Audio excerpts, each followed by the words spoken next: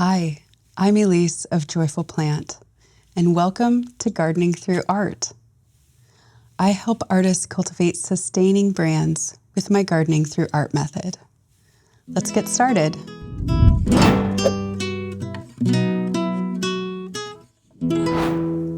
Today, we'll be making tiny floral watercolors. We will observe photos of seasonal arrangements and render them in pigments. This can be valuable to commemorate the seasonal arrangements and bring tribute to a memory. It is also naturally educational and great therapy to practice watercolor art. Colorful art evokes feelings that our bodies process with emotions. To follow along at home, you'll want a few photos of arrangements, watercolor paper, pigments, a brush, maybe a spray bottle, water, and something absorbent. Start your art by wetting the pigments. Begin to brush water lightly on the part of paper that you want to paint. Leave a few white spaces to invite interest through contrast and negative space. Choose a pigment to begin your piece. You might squint when you look at the arrangement to consider which colors are most noticeable and which you like the best. Yellow is a good color to notice where the light is bouncing off the arrangement. You can add small blooms of yellow or paint it on dry.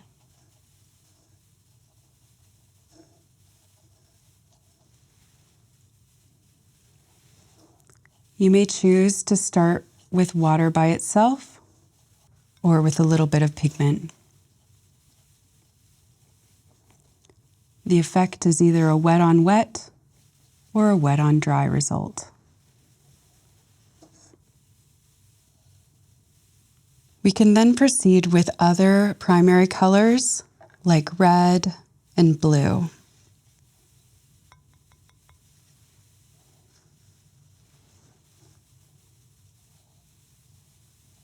It's okay to let the colors mix a bit. It's up to you to set your art style. I encourage you to experiment and freely see the results.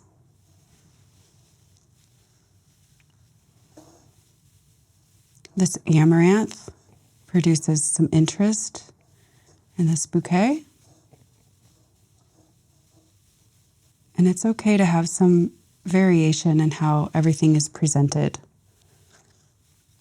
You can look for shadows or other permeations of these colors.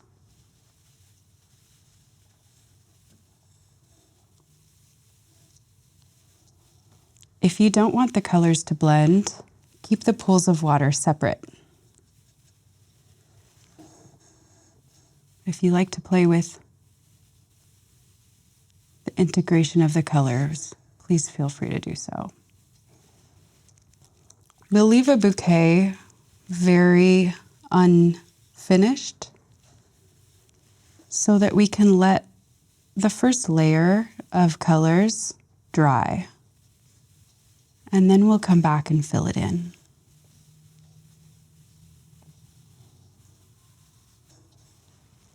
Again, we start with a lighter color and we look for bits of that color, even if it's not appearing in a literal sense. It might be in a different secondary color,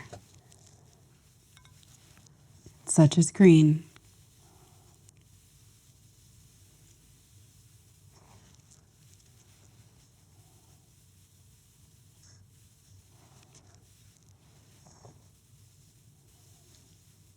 There's no direct rule for the order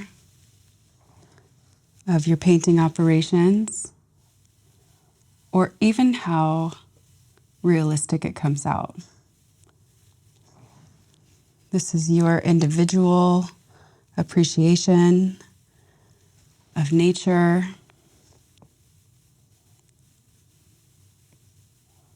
and gardening through art. If you choose to blend the colors while they're still wet on the page, you'll get a different result than blending them on the palette. And every artist has their own style. The blues usually indicate shadows, but we also want the plants to look healthy. It's also up to you if you use primary colors to blend into the secondary colors, or if you prefer to put that pigment straight on the page. I'm going to add a little bit of spring green to this blue and yellow permeation of the Soleil.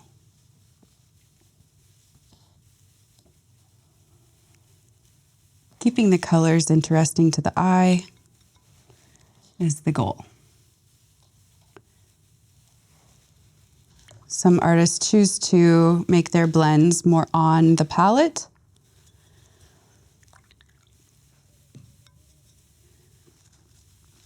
And that's up to you. There are infinite colors and pigments. They're so fun to practice. And the more we practice these color mixing techniques in our studio, the more we see them. All the beautiful colors in nature. They present themselves and we can interpret them as beauty. We can enjoy them, and they indicate to us a beautiful biodiversity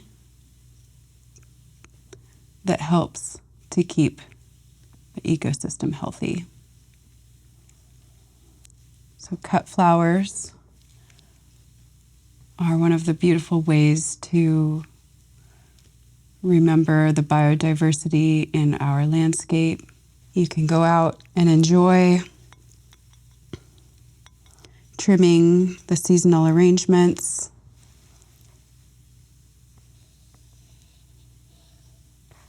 And you can also choose to eat your salads with a biodiversity that helps our personal nutrition. So the same colorful vibrance and diversity that makes these arrangements so beautiful is also a lot of what indicates healthy food to our bodies. When you go out and arrange your salads or your cut flowers, you get to enjoy your landscape from a different perspective than when you're walking through it or pulling weeds. So there's no particular order in which we are needing to set the pigments on paper. And watercolor ends up being a lot more forgiving than we realize at times. If we put down a color that looks funny or it's out of place, you can either just work it in, work with it, or pick it up with something absorbent. So that gives us a lot of flexibility to play with the orientation, add our creativity to the page. And gardening can be strengthened by the art that we do as we practice documenting our arrangements.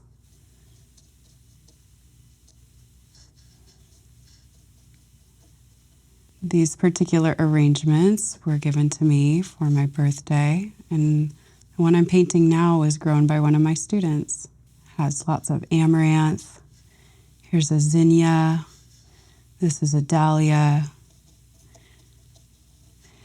If you're somebody who likes to have more control over your piece, you may choose to use a pencil and outline it before you begin. But I think that practicing loose florals at a small scale is a great way to start to get comfortable with the watercolor practice. And it might not turn out just exactly how it looks, but you're able to render the incredible magical feeling that flowers create. So we'll go back to the first bouquet and add some depth of color. Sometimes I enjoy just having 3 colors and simplifying my palette. It can also be fun to just throw in surprises. And the loose florals are really fun to do. They help us practice this need for perfection and how to get over that. And sometimes what is perfection is in art is the variation that creates your style. It's not about making it look just like it is. It's not about being wrong or disappointing yourself. But you're doing something great for the planet when you appreciate nature and see how important it is. And the way that we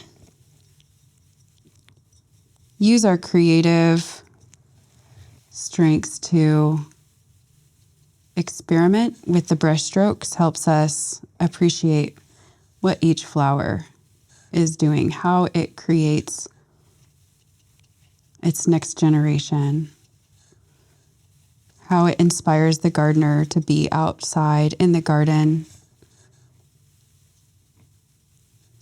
Flowers help us process a lot of our emotions. So I've waited to put green in here so that I could let it be just a little bit distanced from the other colors. This is a bit of a wild arrangement.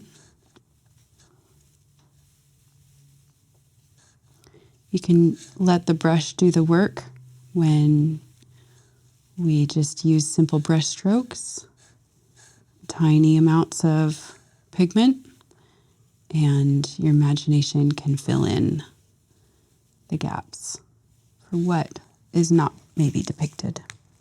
If you have a white flower,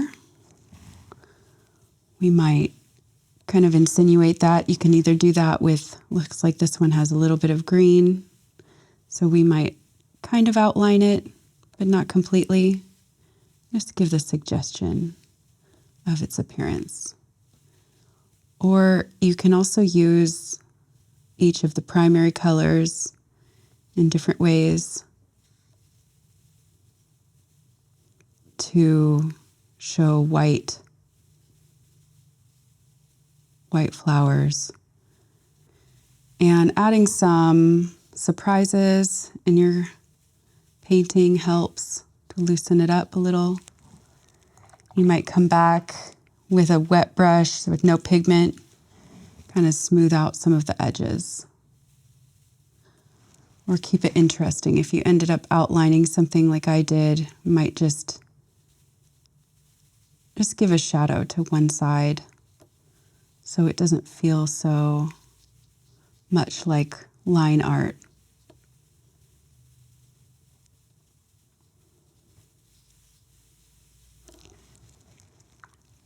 And you can add a few leaves.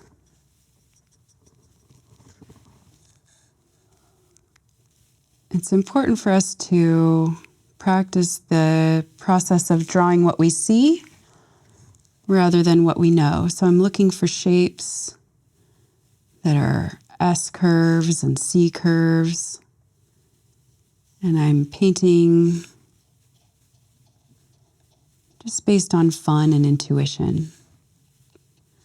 Every single person will have a different style. If something looks a little bit boring, you might back up and look at that interest and add just maybe 10% of the piece. Add just a small amount of color to just suggest the shapes that are there. You can tell if somebody's having fun with it or if the process was really arduous. This is a very simple water brush that can be taken out into the garden. It doesn't really require a cup of water. If you squeeze it, you can get water out of it. You can also pick up paint to add some variation, especially if you have a higher quality paper with a bigger tooth, and especially like a cold press, something like the Arches paper that creates a forgiving dimension. It absorbs a lot of the pigment. I'll return to this second subject here, look around it and see what it might need.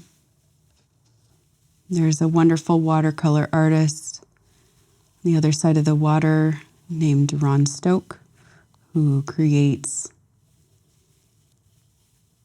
pieces that look particularly wet, especially in cityscapes.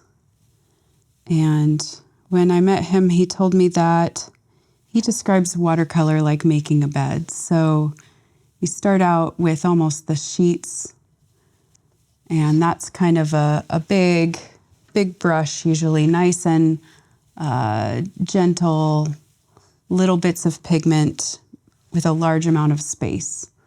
As the pigments dry, you can add a little bit more substance. So he likened that to the comforter, and that's kind of the bulk of the material that we have that creates the composition. And at the very end, we add just a little tiny bit of detail, kind of like the pillows. Okay, I think dahlias are a lot of commotion in the page. They look like noise. It's a bit of work to create that. I think I'll do a gentle water jar here now that most of those stems have dried. Some people choose to use an air blower, or we just wait for something to dry. And if you choose, you can use your absorbent item to pick up paint. For example, I might tear a small part off of a paper towel, and I might crunch it up and add some interest by blotting a little bit of the paint. So sometimes our watercolors start to look a little bit novice. And just by adding that tiny bit of detail, that pillow layer, that last 10% of detail in a small amount of placement can help bring your eye to where you want it to be. Okay, so last little bits of detail, and you can even sprinkle, splatter if you want it to look really enjoyable. Just make sure you don't consume it. Wash your hand if you splatter with your finger, since pigments can be made out of things that are not fit for consumption. I think we'll call that good. I hope you enjoyed and learned something. Thank you for watching. Please visit joyfulplant.com for more activities and resources. You're invited to add your tiny floral watercolors to Instagram or social media with the hashtag Gardening Through Art. I'm Elise of Joyful Plant, and thank you for watching Gardening Through Art.